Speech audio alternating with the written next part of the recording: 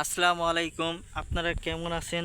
দেশ ও বিদেশ থেকে যারা আমাদের এই চ্যানেলে ভিডিও দেখেন তাদেরকে অসংখ্য ধন্যবাদ ও প্রীতি ভালোবাসা। তো আজকে আপনারা স্ক্রিনের মধ্যে যে শাকগুলো দেখতে পাচ্ছেন, তো মূলত এই শাকগুলো বন্ধুরা বেটে সেবন করা হয়। তো আপনারা যারা বেটে সেবন করতে চান তাহলে অবশ্যই কমেন্টের মাধ্যমে জানিয়ে দিন।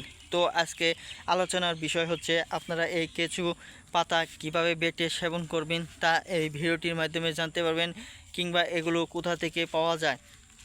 তো বন্ধুরা, এগুলো পাওয়া যাচ্ছে গ্রামগঞ্জের পতিত জমি থেকে, কিংবা বন্ধুরা বন জঙ্গল থেকে, আবাদি যেখানে অন্যান্য শাকসবজি রয়েছে সেখান থেকেই আপনারা একটু খোঁজাখুঁজি করলেই পেয়ে যাবেন ইনশাল্লাহ। তো বন্ধুরা, একসময় কিন্তু গ্রামগঞ্জের মা বোনেরা এই কেঁচু শাক তারা অনেক খেত, কিন্তু এখন এই কেঁচু শাক কিন্তু তারা খেতে চায় না। তো বন্ধুরা, এই কেঁচু শাক কিন্তু আবাদ করা হয় না বিদায় এর মধ্যে বেশি বন্ধুরা ভালো স্বাদ রয়েছে এবং কি উপকারিতাও রয়েছে। তার কারণ হচ্ছে বন্ধুরা কোনো সার প্রয়োগ করা হয় না।